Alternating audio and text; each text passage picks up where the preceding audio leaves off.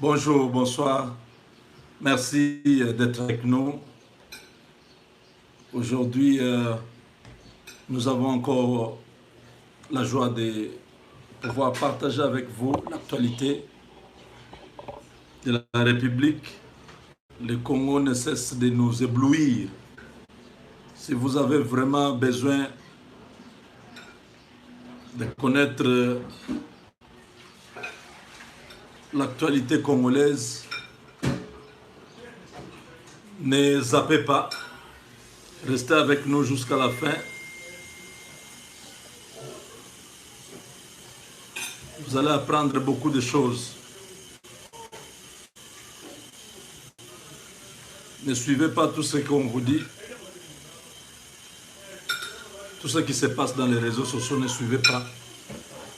Il y a trop de manipulations des gens qui n'aiment pas la République, qui veulent que la souffrance du peuple continue, qui tirent de la joie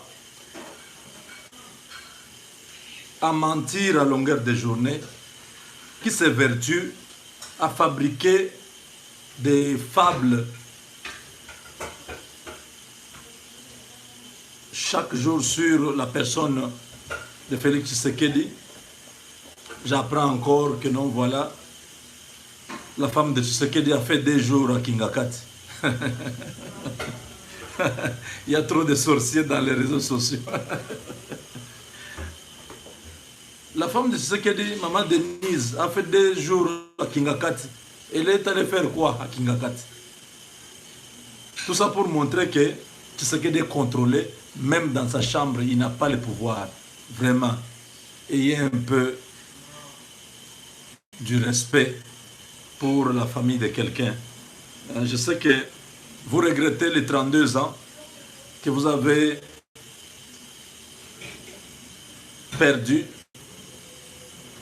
Certains, pas trop longtemps, qui il y a 6 mois, regrettent les 18 ans qu'ils ont perdus dans ce pays-là.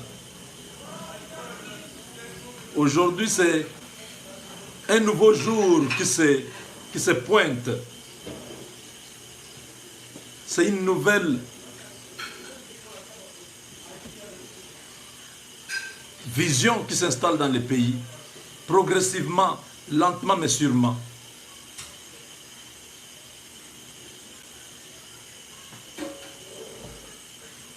Donc, nous disons merci à tous ces milliers de compatriotes qui ont partagé notre vidéo sur la situation de notre compatriote John Tshibangou.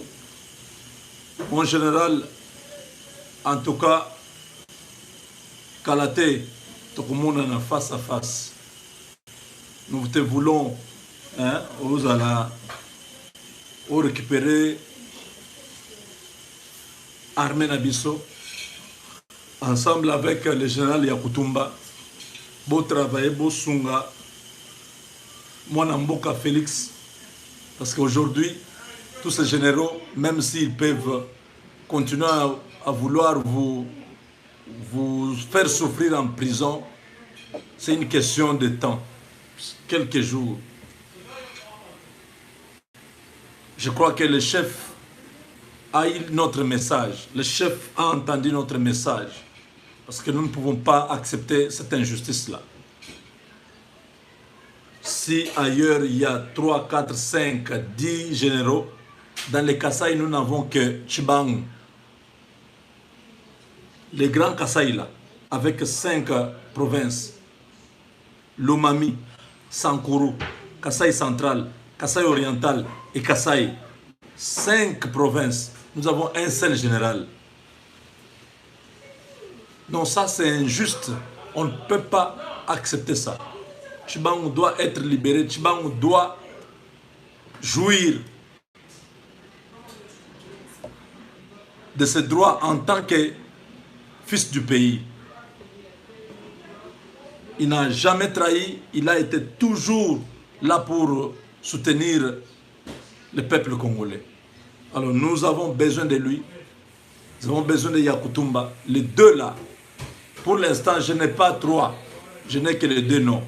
Il y a que Yakutumba et Tchibaou. Ce sont les deux qui peuvent aujourd'hui aider le président de la République à réformer, hein, donc à revoir, à mettre de l'ordre dans l'armée congolaise. Donc voilà, nous avons fait notre travail, nous avons fait notre part. Le général Moukoutou,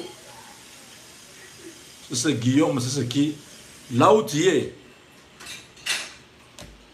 tu pouvais sortir par la grande porte, mais tu vas sortir par donc par un trou, même pas par la fenêtre. Moukoutou, tu es averti. Là où tu es, retiens ce que je suis en train de te dire aujourd'hui. Tu ne sortiras pas par la porte. Désormais, c'est déjà fini. La fenêtre même, c'est déjà fini. Tu chercheras à sortir par un trou. Et c'est dans peu. Donc voilà, nous ne pouvons pas cautionner l'injustice. Tous les autres sont sortis de la prison. Même les détenus militaires, les gardes du corps et les collaborateurs de Jean-Pierre Bemba, qui sont militaires, tous ont été libérés. Colonel, capitaine, major, tous, ils sont dehors. Pourquoi on doit rester là? Parce qu'il est kassaïen. On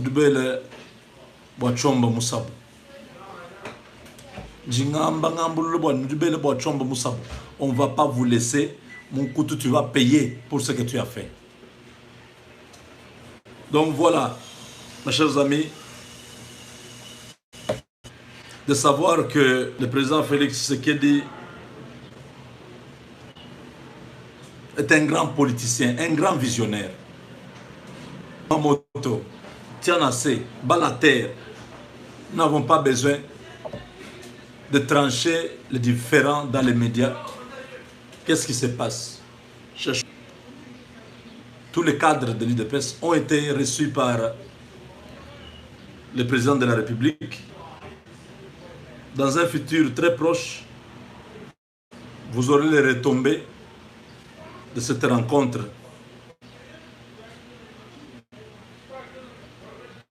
Le FCC était très content de ce qui s'est passé à l'UDPS. Nous avons sonné l'alarme pour dire non, des solutions.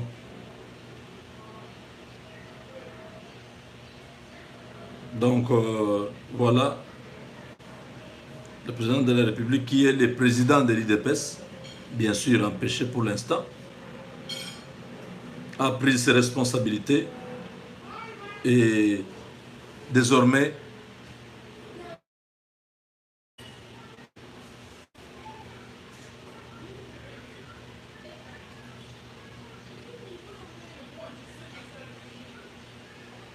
assumer ses responsabilités. Donc la paix, la stabilité de l'UDPS pourra beaucoup contribuer dans l'action du chef de l'État pour les prochaines 5 années. On nous annonce que le tout-puissant ministre des Affaires étrangères français, Jean-Yves Le Drian, sera bientôt à Kinshasa pour rencontrer le président Félix Tshisekedi. Boko Messana. Aïe, aïe, aïe, c'est terrible. Jean-Yves Le Drian, le ministre des Affaires étrangères français, se rendra dans quelques jours en visite officielle à Kinshasa pour rencontrer Félix Tshisekedi. Boko Messana. J'avais déjà demandé à Kofi Olomide de chanter Boko Messana. Hein? Voilà, parce que lui, chaque fois s'il y a seulement quelque chose qui sort, il récupère ça pour en faire beaucoup écho sur les réseaux sociaux. Hein? Déboulonner, beaucoup Messana. Ce sont des termes que Fachi a amenés. Voilà, donc j'étais en train de dire que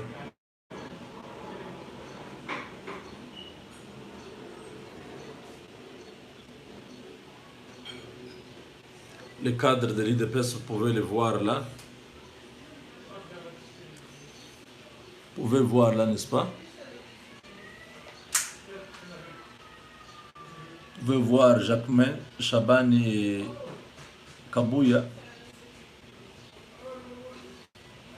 Et le CG, je pense. Voilà.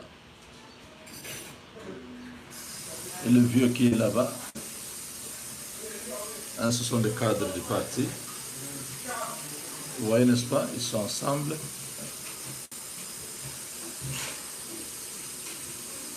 Bon, je ne sais pas, ils ont créé ce bruit pour que le chef les écoute ou bien comment, je ne sais pas. Mais bon, nous sommes dans la joie de les voir tous en train de sourire.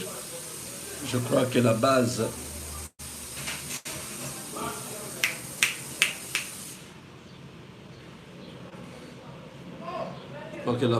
doit être dans la joie aussi.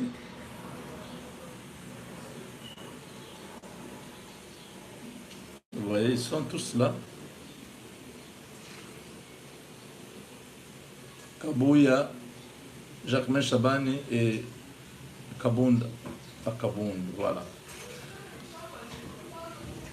Je pense que maintenant, la stabilité, la paix va revenir dans les partis. Nous avons proposé des choses pour la redynamisation de l'UDPS. Hein? Donc c'est à vous de juger, vous les dirigeants de l'UDPS.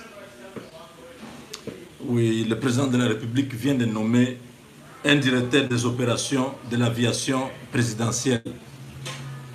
Donc il y aura un directeur qui va s'occuper des opérations de l'aviation présidentielle.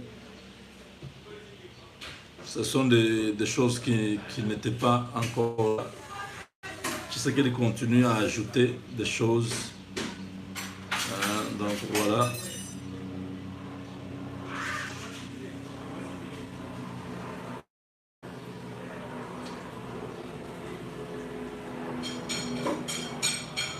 Oui, donc dans une correspondance du 7 mai dernier, le directeur du cabinet du chef de l'État a rappelé à l'ordre l'assistant logistique Jean-Paul Moulumba Mouté Kemena qui s'est permis de nommer le directeur des opérations de l'aviation de la présidence de Gamel. Cela constitue tout simplement une usurpation de pouvoir. J'ai le regret de vous faire remarquer que la question de nomination d'un directeur des opérations de l'aviation présidentielle que vous avez prise par la lettre sans numéro, blabla, copie réservée, constitue une usurpation de pouvoir. La compétence d'un tel acte ne relève qu'au président de la République. Dans la foulée, le directeur du cabinet rappelle la nomination en fonction susmentionnée ayant été faite par l'ordonnance que tout remplacement éventuel à ce niveau ne peut être fait que par une autre ordonnance en vertu du principe de parallélisme des formes. Cela étant une faute très lourde. Présenter des explications dans un délai de 24 heures. Pour rappel, plusieurs actes hypothécaires, à l'instar de Sambo Colombe et Claude Lubaya, ont été publiés en nomination ce dimanche de l'acte posé par l'assistant de justice. Vraiment, c'est.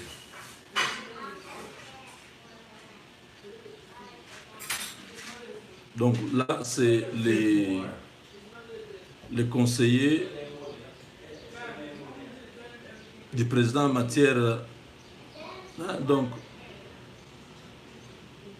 l'assistant logistique du chef de l'État, Jean-Paul Moulumba, qui a nommé un directeur des opérations de l'aviation présidentielle, mais Vital Kamerhe, voilà, dit que c'est une usurpation de pouvoir et qu'il doit présenter des explications. Voilà, mes chers amis, il y a des choses que beaucoup doivent encore apprendre.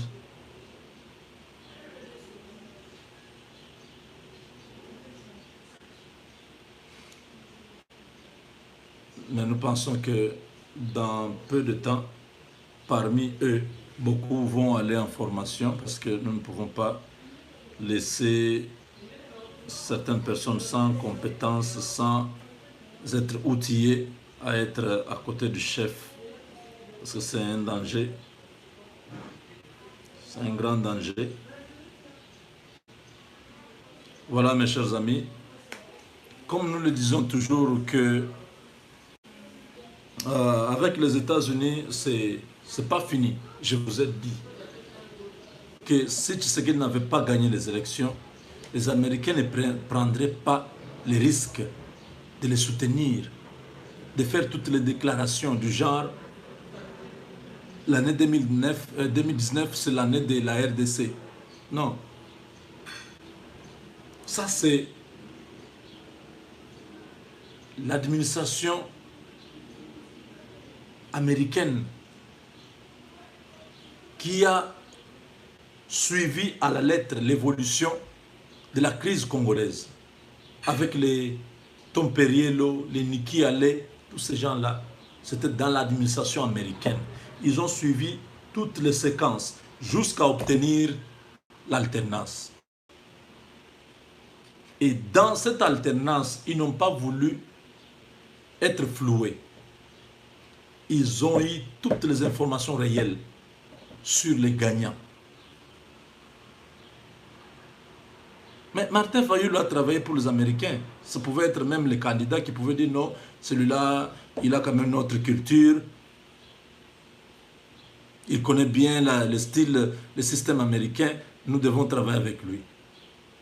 Je crois que Martin Fayulu a même fait quelques études ici. Mais ce qui n'a rien à voir avec les Américains. Comment, du coup, les Américains peuvent l'adopter comme ça? Au hasard, pour rien comme ça. Non.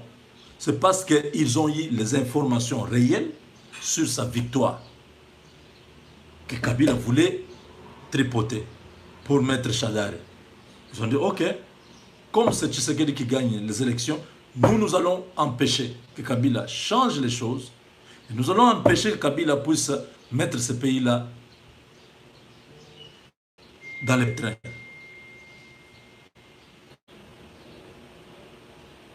Donc, le plan américain pour mettre définitivement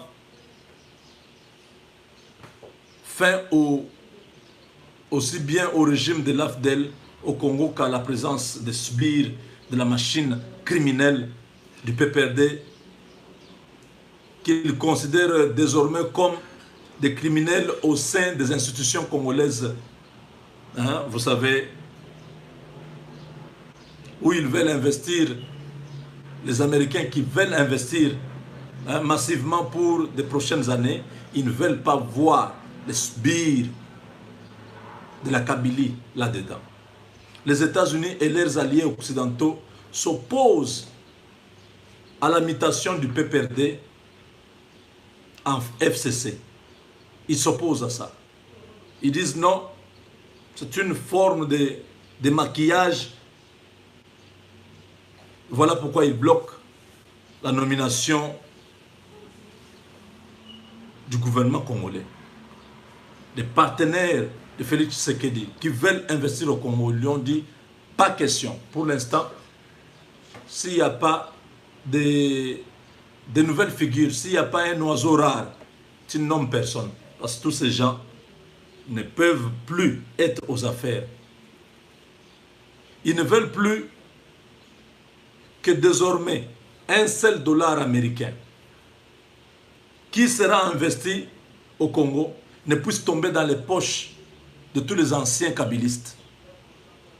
Parce qu'ils seront quelque part ministres ou tout ça, et ils vont faire en sorte que ils puissent encore utiliser la corruption, tout ça, pour qu'ils puissent s'enrichir.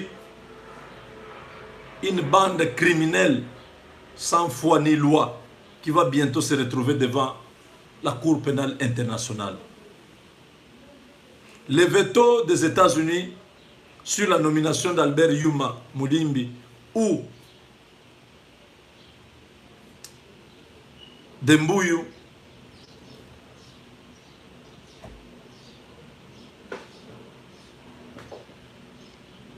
au poste de Premier ministre se resserre. Les Américains n'accepte pas une quelconque nomination de ces personnalités jugées corrompues et corrupteurs. Personne d'entre eux ne peut se retrouver formateur du gouvernement comme Premier ministre.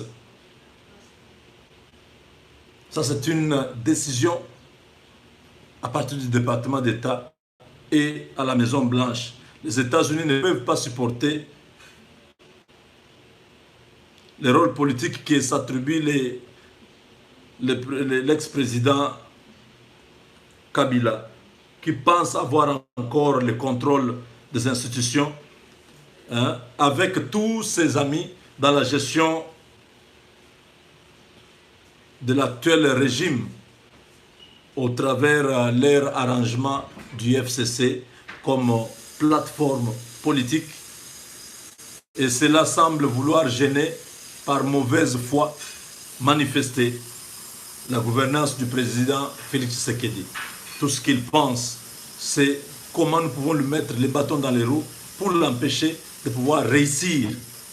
Hein, donc le chef de l'État est ipso facto dans leur plan d'imposer la paix, la sécurité dans les pays pour sécuriser non seulement les investisseurs, mais aussi les investissements directs et les Congolais. Ça, c'est les plans que les États-Unis, ils ne veulent pas qu'en investissant au Congo, l'argent investi tombe dans les poches de tout l'ancien sbire de la majorité présidentielle qui sont aujourd'hui cachés sous le label du FCC, qui croient qu'ils peuvent revenir aux affaires très bientôt. D'après certains experts de la politique internationale et certains diplomates américains, ils ont conseillé au chef de l'État sur plusieurs sujets que vous verrez bientôt se réaliser. Je ne saurais pas vous dire ces choses-là aujourd'hui. J'ai toutes les informations. Pour des raisons stratégiques, nous ne pouvons rien vous donner comme détail aujourd'hui, mais les États-Unis et certains pays occidentaux sont sur le dossier. Ils veulent à tout prix aider le chef de l'État à réussir son quinquennat. Vous avez suivi les déclarations de l'Union européenne à travers ses représentants qui sont à Kinshasa, qui réitèrent leur soutien total au président Félix Tshisekedi, parce qu'ils veulent faire barrage à la Russie et à la Chine.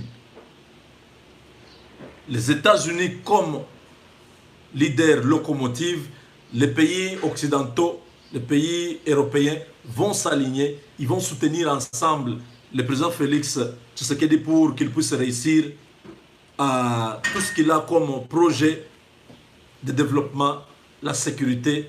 Vous avez suivi les Belges par Didier Reynders qui souhaite que la coopération militaire puisse revenir au Congo. Nous disons bravo les Belges, vous avez compris, vous voulez revenir. Jean-Yves Le Drian, le ministre des Affaires étrangères français, est en train de venir à Kinshasa rencontrer le chef de l'État. Bravo, monsieur le ministre. Mais nous disons, vous les Belges, venez pour faire ce que vous voulez faire. Mais si vous venez pour vous préparer un coup d'État ou déstabiliser la RDC, vous êtes perdant d'avance. Nous croyons que les services du chef de l'État en matière de sécurité et de défense vont travailler en étroite collaboration avec cette coopération belge qui se voit aujourd'hui écartée parce que les Américains sont ceux-là qui vont encadrer, équiper et former l'armée congolaise. Certains équipements sont déjà sur place et certains sont en train de venir. Il y aura des formations ici aux États-Unis et sur place à Kinshasa. Les officiers supérieurs seront formés ici, aux États-Unis. On va prendre beaucoup de jeunes dans les académies militaires pour les former. Et au bout de 2 ans, ils vont rentrer au pays pour servir le pays. Donc, le travail se fait de manière silencieuse, mais efficace.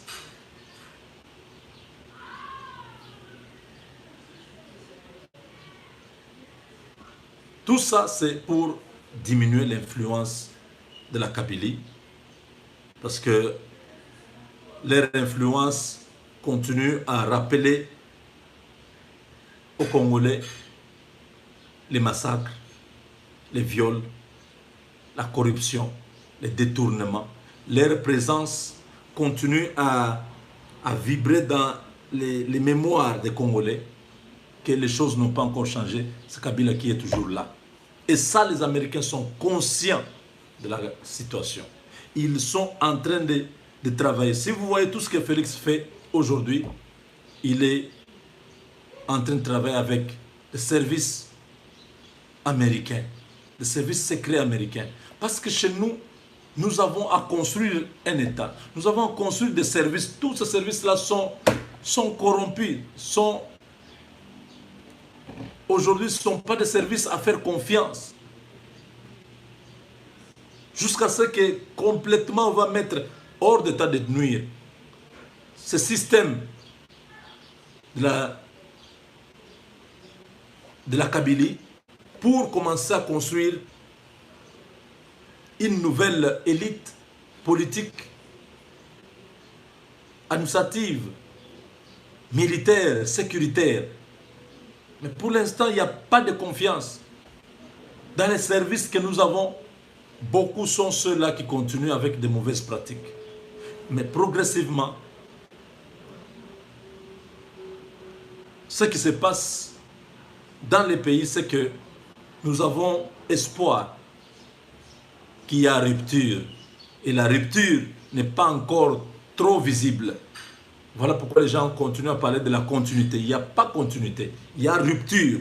Mais cette rupture s'est faite sur les mêmes personnes de l'ancien régime. Parce que Tshisekedi n'a pas encore changé tout le monde.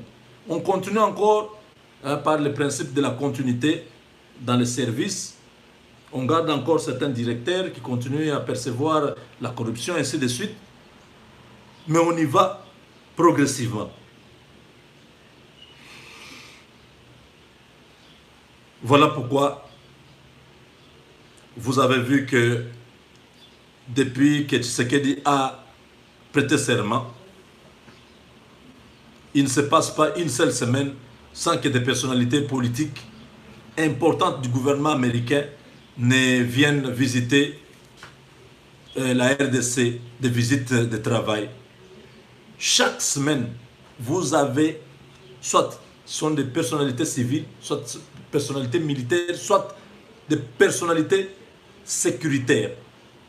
Vous avez le gouvernement américain depuis le 24 janvier, où ils ont été contents d'avoir un opposant au pouvoir, un opposant qui a comme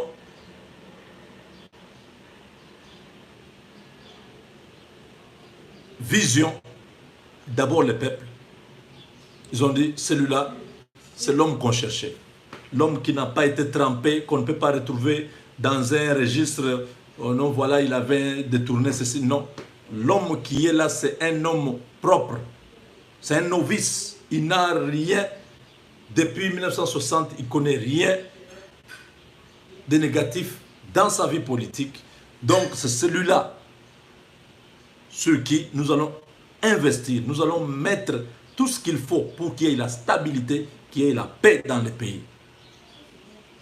Tshisekedi, c'est l'homme qui a été trouvé au milieu de tous ces gens, les Fayoulou, tous des corrompus, tous ces groupes, les Katumbi, les Bemba, tout le monde a été un jour avec Kabila. Ils ont travaillé avec Kabila et ils ont un bilan à partager avec Kabila. Mais Tshisekedi n'a aucun bilan. Voilà pourquoi il a été approché après sa victoire par les services américains qui depuis désormais sont avec lui. Ils viennent, ils travaillent dans plusieurs domaines. C'est eux qui nous surprennent avec beaucoup d'informations. Des informations que nous vous donnons ici, la plupart ce sont ces services qui fournissent tout ça.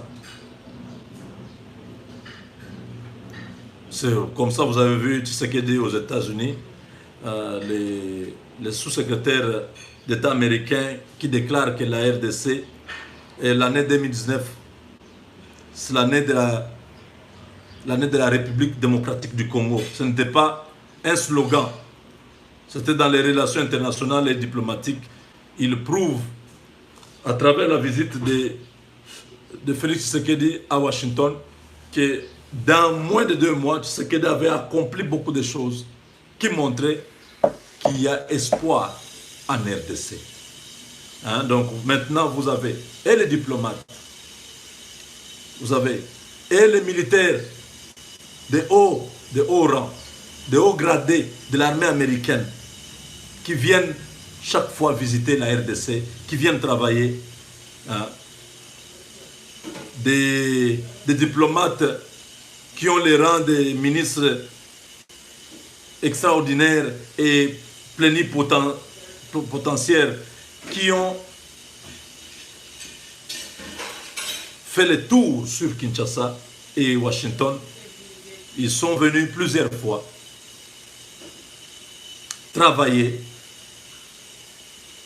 pour diminuer la présence de la Kabylie. Actuellement, vous savez que à Kinshasa, il y a un officier supérieur de l'armée américaine, l'amiral Tim Zemmer. Il est à Kinshasa. Il y a aussi l'assistant de la diplomatie. Hein, il s'appelle Madame Mélanie Higgin, et directeur du bureau chargé de l'Afrique centrale du département d'État, aussi était à Kinshasa. Hein, vous vous rappelez, nous avons eu Peter Pham qui était à Kinshasa. Nous avons eu Tibor Nagi qui était à Kinshasa. Donc c'est toutes ces personnalités qui viennent et qui partent. Et je vous ai annoncé, je crois la semaine passée, non, au courant de cette semaine, qu'un officier supérieur de l'armée américaine, M. David, le général David Thomas, c'est ça, hein? David Thomas, oui, il sera aussi à Kinshasa. Donc il viendra, hein, il est le général du corps des Marines des États-Unis. Il dirige aussi le commandement intégré de la force des États-Unis en Afrique qu'on appelle AFRICOM. Il sera à Kinshasa. Donc toutes ces personnalités qui viennent, le personnel politique congolais donne l'impression des gens, des personnes qui apportent quelque chose à la République. Donc nous attendons beaucoup. Toutes les stratégies, les partenariats entre la RDC et les États-Unis, aujourd'hui, c'est devenu une réalité. Une réalité parce que la RDC a frôlé beaucoup de choses, ni tété la présence des États-Unis. Aujourd'hui, on serait dans une guerre civile. La Mouka a été démantelée grâce à la stratégie que les États-Unis avaient mise en place avec le président Félix Tshisekedi. Aujourd'hui, la Mouka est méconnaissable. Une stratégie de profondeur. On a laissé ces gens-là continuer. Faites les meetings comme vous voulez. Ils se sont essoufflés. Je ne sais pas si vous comprenez. Fayoulou, vous êtes libre. Faites tout ce que vous voulez. Personne ne va vous inquiéter.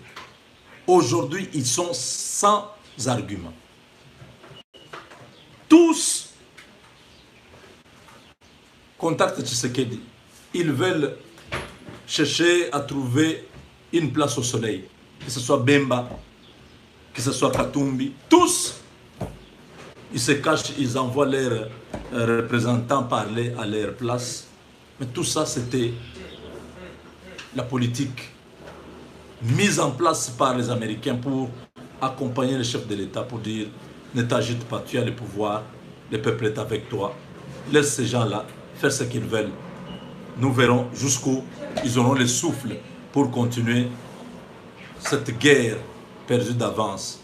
Parce que nous avons les preuves que tout ce qu'ils font, ce sont des montages, c'est un mensonge, et que c'est vous qui êtes le véritable président. Un haut diplomate aux États-Unis a dit que le président Félix Tshisekedi, c'est le premier président dans l'histoire de la RDC d'avoir été véritablement et démocratiquement élu. Ça, c'est une déclaration de Tibor Nagui à Washington. Parce que Kasavubu n'a jamais été élu par la population. Il a été élu au second degré au Parlement. Mais de manière démocratique, à un suffrage universel direct. Félix Tshisekedi, c'est le premier président de l'histoire de notre pays à être élu démocratiquement.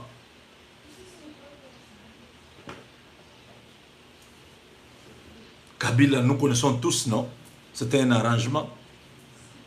Bemba a laissé sa place, il a laissé à Kabila. En 2011, la même chose.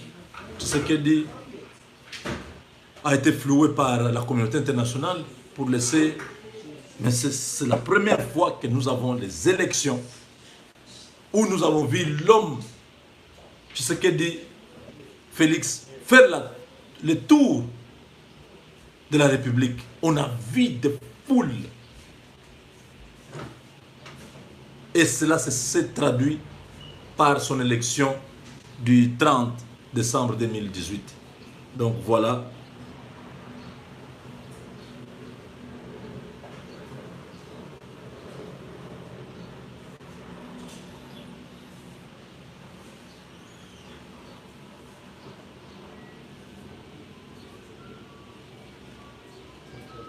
Oui, donc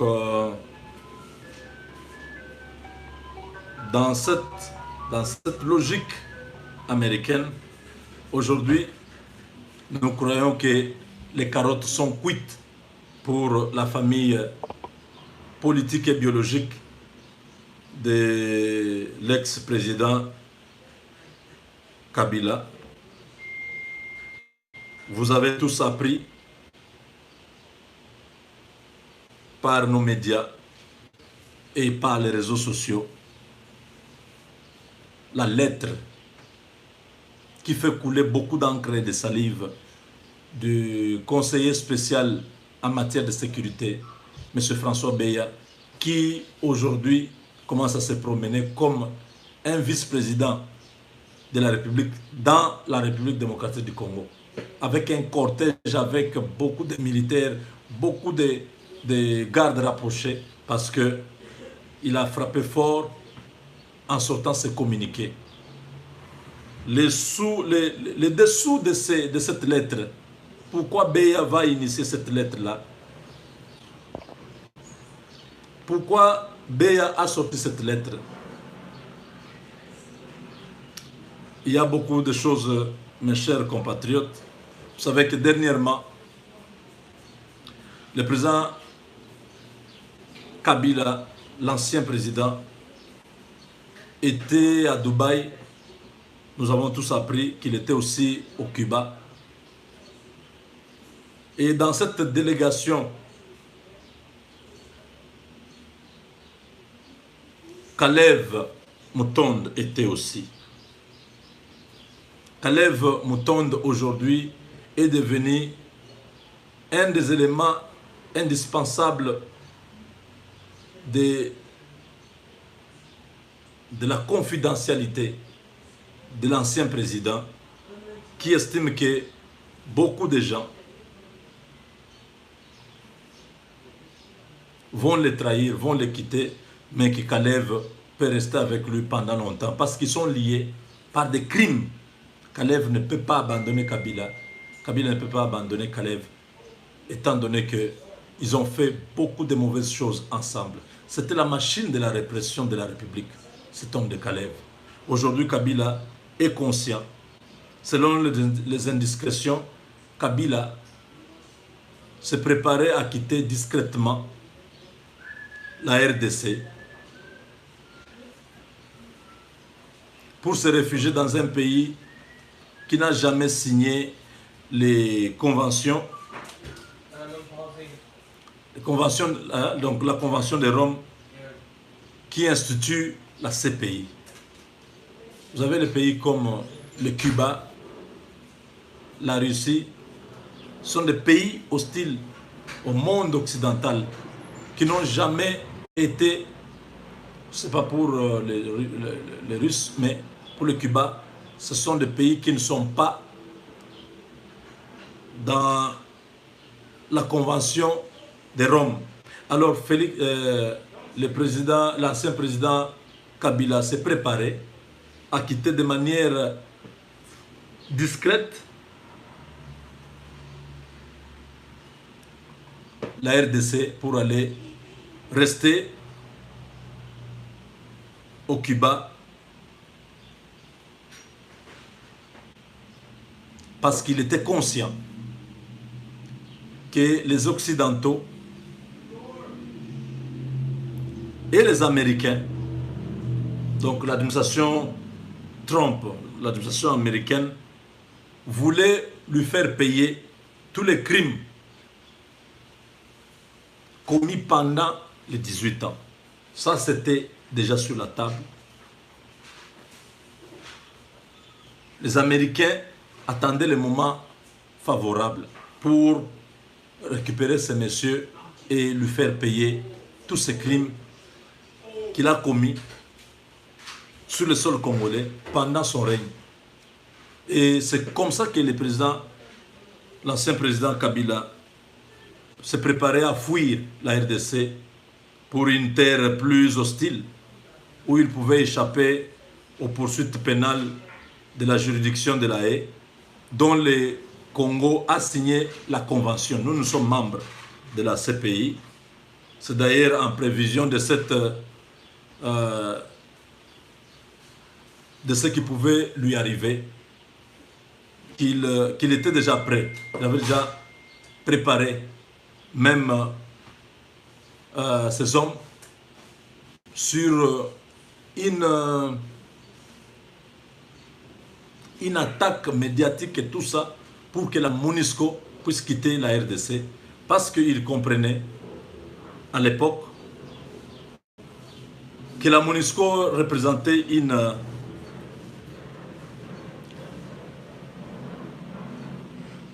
un obstacle pour lui. Il savait que si on devait les poursuivre, c'est la MONUSCO qui pouvait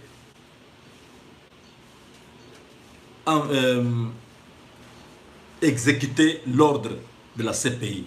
Voilà pourquoi il commençait déjà, mais ça n'avait pas beaucoup évolué.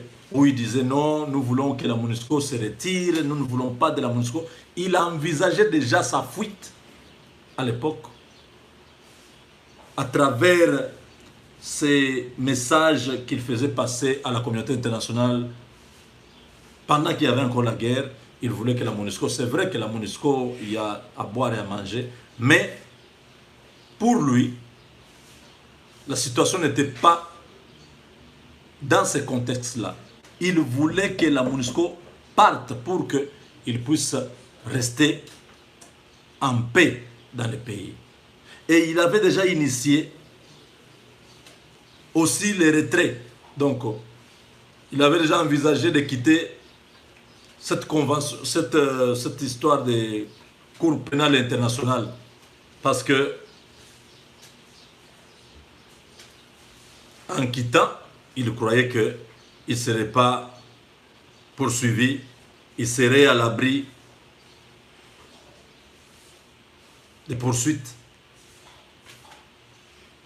Mais certains cabinets d'avocats à partir de l'extérieur lui ont dit ceci, que les crimes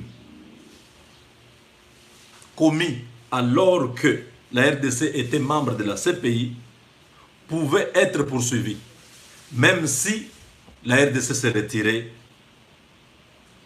de cette convention. C'était simple, n'est-ce pas, à comprendre. On lui a dit, ah ok, tu veux chasser la MONUSCO? Parce que la MONUSCO, c'est une force qui peut maîtriser tes gardes républicaines, tout ça. Et tu veux en même temps aussi te retirer de la CPI pour que quand la MONUSCO quitte le pays et toi tu te retires de la CPI, tu restes un dieu en RDC. C'est une erreur. Monsieur le Président, ça sont ses avocats. Donc, tous ceux qui bouffent son argent à l'étranger, les Blancs qui sont en Europe là-bas, ils lui ont dit c'est une erreur. Parce que même si tu retires la RDC de cette convention, tous les crimes commis pendant que la RDC était membre seront poursuivis. C'est-à-dire tous les crimes que toi, tu as commis pendant que tu étais président. Tu vas être poursuivi pour ça. Donc tu n'es pas épargné. Retire la RDC, ce n'est pas mauvais. Mais ça pourra s'appliquer sur celui qui viendra après toi, pas sur toi. Quand Kabila comprend ça, il dit, aïe, tout est maintenant foutu pour moi. Je vous ai dit, je répète encore, que quand Kabila a quitté le pays, c'était au moment où Félix Tshisekedi revenait des États-Unis. Lui a quitté le pays, il est allé à Dubaï, la Chine, il est allé au Cuba. Je vous ai informé que les jours où il a pris son vol, il est parti, les services secrets américains étaient derrière lui. Ils ont placé l'argent partout pour essayer de comprendre les mobiles du déplacement de cet homme précipité après l'arrivée de Tshisekedi à Kinshasa. Parce que Tshisekedi avait promis un déboulonnement. Pour Kabila dit déboulonner. Donc si on déboulonne tout le monde, on finira par me déboulonner moi. Je dois aller consulter mes partenaires, les Russes et les Chinois. On doit voir quelle est la stratégie que nous devons mettre en place pour contrer cet homme. Il faut l'éliminer physiquement. Il faut faire quelque chose. Tout ça, c'était tard. Les Américains avaient déjà pris des dispositions pour sécuriser Félix Tshisekedi. Beaucoup de gens, je vois même des experts de l'armée, des gens qui étaient dans les renseignements, qui s'évertuent à raconter des histoires. Vous croyez vraiment que les Américains, aujourd'hui, vont laisser que Kabila puisse abattre Tshisekedi? Kabila, là où il est, il connaît où il peut s'arrêter. Parce que s'il ose, il sait aussi ce qui peut lui arriver. Ce n'est pas quand même un dieu. Parce que tout le monde croit que Kabila peut tuer Tshisekedi et lui sera toujours là, personne ne va le toucher. C'est ça. Et les Américains vont dire, ah Kabila, tu as tué Tshisekedi. Vraiment, toi tu es fort, reviens au pouvoir. Prends encore le pouvoir, tu deviens encore chef. C'est ça, non? C'est ça la logique. Vous ne pensez pas que s'il ose faire cette histoire-là, à la minute, lui aussi est abattu. Il y a des missiles laser qui peuvent décoller de n'importe quelle base militaire américaine sur le Pacifique ou sur l'Atlantique ou avec précision là où il est, on bombarde tout. Qu'est-ce que vous croyez? Il n'est plus président. Kabila n'est plus président. On va dire quoi? On a tué l'ancien président. Combien de présidents ont été déjà tués? Vous avez entendu la suite? Kadhafi a été tué, non? Vous avez entendu la suite? Saddam Hussein et les autres. On va crier, les gens vont faire des émissions, ils vont condamner. Ça va changer quoi? Les Américains? Kabila, à la minute où il ose toucher sur Tshisekedi, sa propre vie, on va balayer, je dis bien on va balayer et même ses petits-enfants. Parce qu'on lui a dit des choses que lui-même est en train de violer. On lui a dit, on ne va pas toucher à ton argent, on ne va pas t'arrêter, il n'y aura pas de problème, mais tu dois te mettre à l'écart et laisser l'autre diriger le pays. Apparemment, il avait compris. Il a fait le tout dans la joie. Vous avez vu tous. Une passation de pouvoir dans la joie. Tout était bien. C'est quelques jours après, les gens toujours de Songi. Hé chef, tu as laissé cet homme prendre le pouvoir. Les Américains ici vont te trahir, ils vont t'arrêter, ils vont te tuer. Regardez ce qu'ils ont fait avec tel président. Ils t'ont menti. En ceci, faites tout pour que nous puissions récupérer la situation. Que nous puissions diriger Félix, que nous puissions avoir une partie de son pouvoir. Quand il a commencé à interférer, pour les Américains, c'était insupportable. Les responsables américains ont tapé le poing sur la table. Non, cet homme exagère. Il faut prendre des dispositions sur lui. On a mis des gens derrière lui quand il est parti à l'extérieur du pays. Tout ce qu'il a mijoté là-bas, c'était déjà l'information à filtrer. Alors, comme il s'est préparé, il savait que les Américains maintenant voyaient son ombre sur la République. Il voulait tout gâcher. Au nom de l'obsession du pouvoir, les Américains ont dit, maintenant on doit mettre la main sur lui. Les services secrets ont été informés que l'homme se préparait à fuir. De manière discrète, il allait quitter le pays avec sa famille, avec ceux qui sont à lui.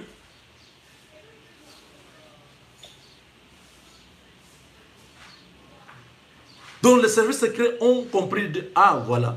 Donc l'homme se dit, j'aimerais aller vivre dans un pays où je ne serai pas extradé, je ne serai pas poursuivi par la Cour pénale internationale, je ne serai pas inquiété.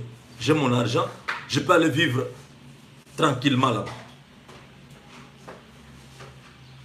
Les services secrets américains ont alerté Kinshasa.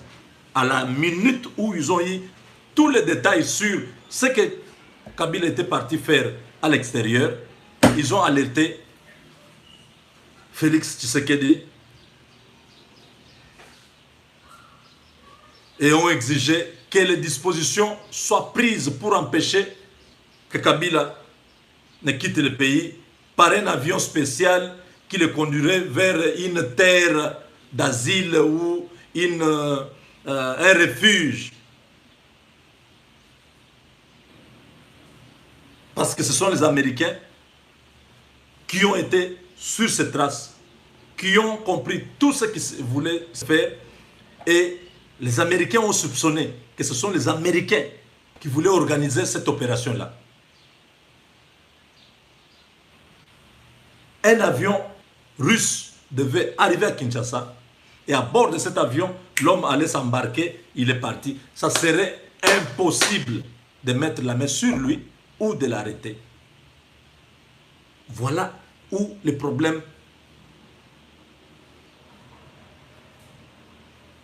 a fait que on puisse sortir cette décision d'avoir l'autorisation avant de survoler l'espace congolais, ou donc avant de décoller ou d'atterrir. Tous les avions, militaires comme civils,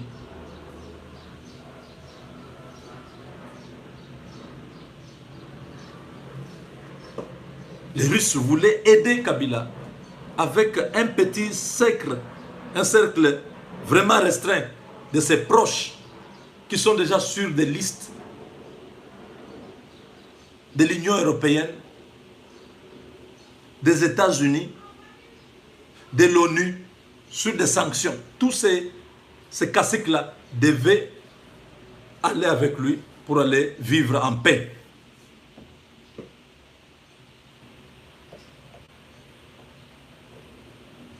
Voilà ce qui justifie aujourd'hui que les conseillers spéciaux puissent sortir, hein, M. Beya puisse sortir ses communiqués pour éviter que Kabila donc qu'il soit totalement sur la surveillance des services de renseignement congolais comme des services de renseignement étrangers, et que cet homme reste au Congo au moment opportun, qu'il réponde de ses actes. La CPI ne tardera pas. Il y a un projet de sanctions. Ces sanctions qui vont tomber cette fois-ci. Les noms de Kabila, avec les membres de sa famille, seront là. L'homme, on lui a donné un bon deal. Il devait se mettre à l'écart, laisser Tshisekedi se battre aussi avec la gestion du pays. Mais il n'a pas compris, il a voulu revenir vite. Donc 2 mois après son départ, il veut revenir. Il veut commencer à faire des chantages du genre à déstabiliser psychologiquement les peuples congolais, où le peuple se pose la question, mais qui est président dans les pays? Qui dirige le Congo? Qu'est-ce qui se passe? C'est ce qu'il n'a pas le pouvoir. Certains disent qu'il a le pouvoir, certains disent qu'il n'a pas de pouvoir. Tout ce flou, cette confusion-là, les Américains ont dit, niet, cet homme, nous allons lui montrer qu'il n'est pas aussi fort qu'il le croit. On va aller avec lui progressivement par des mesures simples, mais il va se retrouver à un moment donné coincé. Parce que maintenant, là, s'il ne peut pas sortir librement, s'il ne peut pas rentrer librement, vous ne comprenez pas qu'il est en prison à ciel ouvert.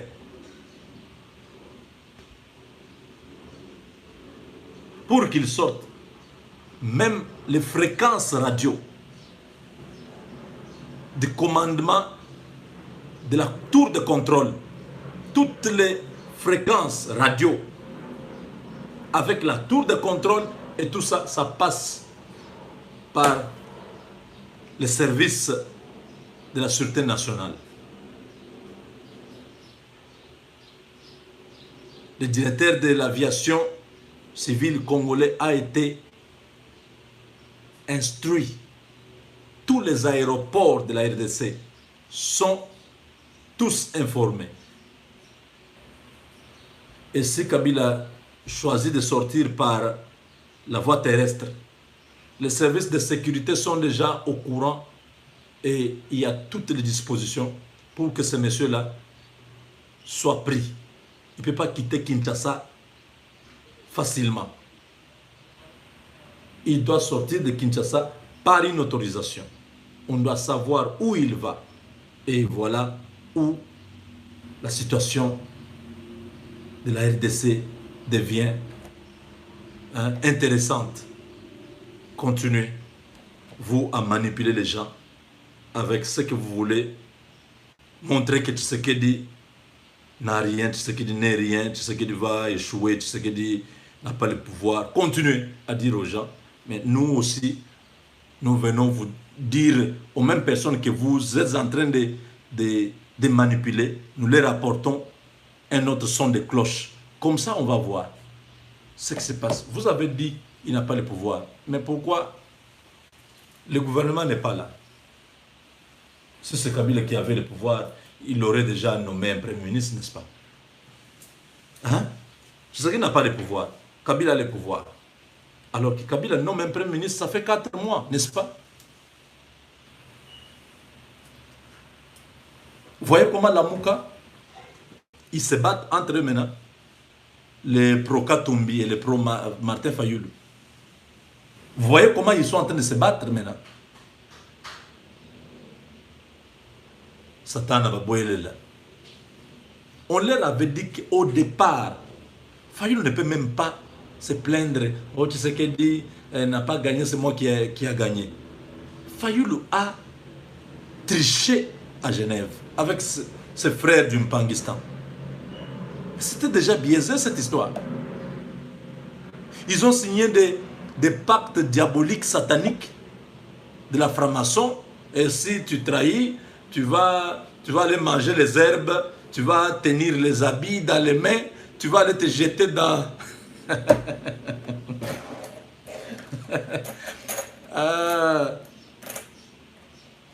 Quand Félix Tshisekedi dit, un grand frère m'a dit même que c'est la formule de ces actes-là que nous avons signés sont des formules de la franc-maçonnerie. J'ai vu les gens commencer à dire, regardez celui qui dit qu'il sera président de la République, il ne sait pas que tous ces présidents ici dirigent le pays avec les fétiches. Moi je dis, oh, si vous êtes dans les mystiques, si vous êtes dans les choses, hein, les maraboutages, ne croyez pas que tout le monde doit être là-bas. On peut diriger un pays sans être occultiste. Donald Trump est là. Il est avec les hommes de Dieu. Lui-même croit en Dieu. Ce sont les démocrates ici qui sont les athées qui relativisent Dieu, qui ne croient pas que Dieu existe. Ce sont les démocrates qui ont amené, qui soutiennent l'homosexualité, l'avortement, qui soutiennent les femmes seules, et tout ça qui fournissent. Ce sont ces gens-là. Sous Obama, vous avez vu combien de tueries ici? On tuait presque chaque jour. Qu'est-ce que vous dites? Il y a des présidents qui ont dirigé même des pays sans être dans ces histoires-là. Être président, c'est juste un rôle que vous jouez dans le pays. Vous gérez une nation. Vous n'avez pas besoin forcément d'être dans les loges pour diriger un pays.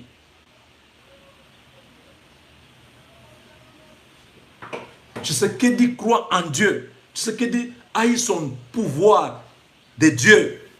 Voilà pourquoi Dieu s'est arrangé. Ces choses, souvent quand je parle, ça me fait la chair de poule. Dieu s'est arrangé pour que Tshisekedi ne puisse pas avoir un compte à rendre à personne. De un, il est désavoué par ceux qui étaient à Genève. Il se retrouve qu'il s'est retiré. Parce que s'il était choisi là-bas à Genève, donc Katumbi et les multinationales pouvaient investir en lui, en argent. Donc aujourd'hui, Tshisekedi devait être marionnette, travailler pour les Glencore et les autres. Vous comprenez? Il devait avoir des comptes à rendre à ces gens-là. Tshisekedi dit, Dieu dit, non, cet homme ne peut pas se retrouver lié à quelqu'un. Je le tire de là. Comme ça, j'endurcis le cœur des pharaons. Parce que tous ceux qui étaient restés à Genève, c'était vraiment les pharaons. Dieu a endurci le cœur de Bemba, de Matungulu, de Fayoulou. Tous, ils ont eu le cœur des pharaons. Katumbi, tous ont eu le cœur des pharaons. Ils ont dit non, pas lui. Alors Dieu le libère de là. Et il se retrouve avec Kamere. Kamere qui voit que non, de toutes les manières, je n'ai rien à perdre. Si je pars seul, je suis perdant, je n'aurai même pas 10% de l'électorat. Parce que nous allons nous partager avec d'abord l'UDPS et puis ensuite avec tous les autres qui sont restés avec la Mouka. Ça ne sert à rien. Je préfère aller avec celui-ci, comme ça nous gagnons. Moi aussi je vais récupérer quelque chose là-dedans. Deuxième chose, c'est qu'il n'a reçu le financement de personnes. Quand je dis personnes, c'est-à-dire des grandes institutions là, qui souvent interfèrent dans la gestion des pays, qui viennent embrouiller, qui font des coups d'État si tu ne respectes pas les accords, ainsi de suite. Tu sais qu'il n'a pas eu l'argent là. Tu sais qu'il a fait sa campagne avec 700 000 $. 700 000. Certains venus de l'Afrique du Sud, certains hommes d'affaires kassaïens, tout ça, qui sont en Afrique du Sud et un peu par-ci par-là, qui ont fait qu'il puisse avoir l'avion qui pourra lui permettre 30 000 locations chaque jour et tout ça, pour les avions là, d'un lieu à l'autre. Aujourd'hui, c'est qu'il n'a pas eu le pouvoir par Kabila. Parce qu'il avait gagné les élections, les Américains se sont mis de son côté. Ils ont obligé Kabila de pouvoir quitter le pouvoir et laisser à Tshisekedi. Ils lui ont exigé de pouvoir faire. C'est ça les informations qu'on avait pour vous aujourd'hui. Je pense que nous allons encore nous parler très prochainement. Merci aujourd'hui de ceux qui sont en train de nous suivre partout pour le projet FICA, le projet de l'habitat, donc l'immobilier dans les Kasaï, l'agriculture et l'élevage. Nous croyons que ce projet est bénéfique pour tous les enfants du Kasaï. Vous êtes partout à travers le monde. Vous êtes au Katanga, en Afrique du Sud. En Afrique du Sud, nous vous avons dit, contactez notre frère Gustave Chibangu. En Europe, c'est monsieur Léon Chiombo, il est en Angleterre. Et ici aux États-Unis, c'est le pasteur Jean-Claude Kadima. Les contacts, si vous avez besoin, appelez-moi. Envoyez-moi un message sur WhatsApp. Mon numéro WhatsApp, c'est +1 972 891 0976.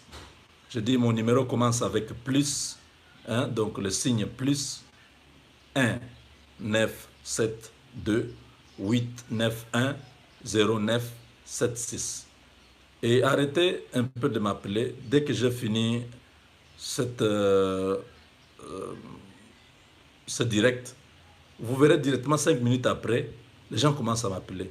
Mon frère, ma soeur, vous venez, je viens de faire 1 heure quelque chose en parlant. Quand vous m'appelez, c'est dans quelle intention? Que je prenne cet appel, que je continue encore à parler, ou vraiment vous avez intention de m'aider, de me reposer un peu. Donc, essayons d'être humains, de savoir que je suis en train de faire ce travail de manière patriotique, c'est bénévole. Je n'ai pas un salaire de quelqu'un. J'ai besoin aussi de me reposer. Quand j'ai fini comme ça, ayez la patience. Demain, envoyez-moi un message si c'est important. Nous allons parler, je peux vous rappeler. Mais vous verrez les gens, je termine, 5 minutes après, le téléphone commence à sonner. C'est vraiment, c'est pas normal. Considérez que je suis aussi une personne comme vous. Mettez-vous à ma place.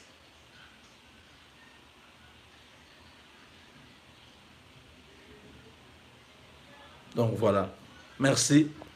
On a fini. Donc, cet homme qui est à Kingakati, il sait que tout ce qu'il manigance à côté, à gauche, à droite, c'est suivi de près.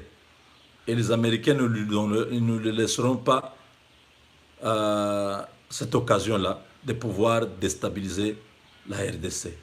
Merci à vous tous qui avez eu l'occasion de nous suivre.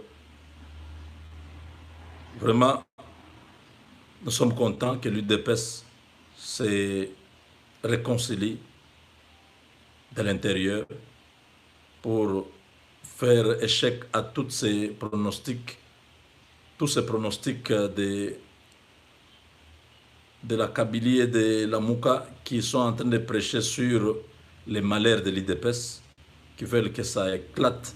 Nous nous souhaitons qu'ils puissent se réconcilier et que nous puissions redynamiser ces partis afin que 2023 puisse être une année encore de réussite et de victoire. Merci à vous tous et à très bientôt avec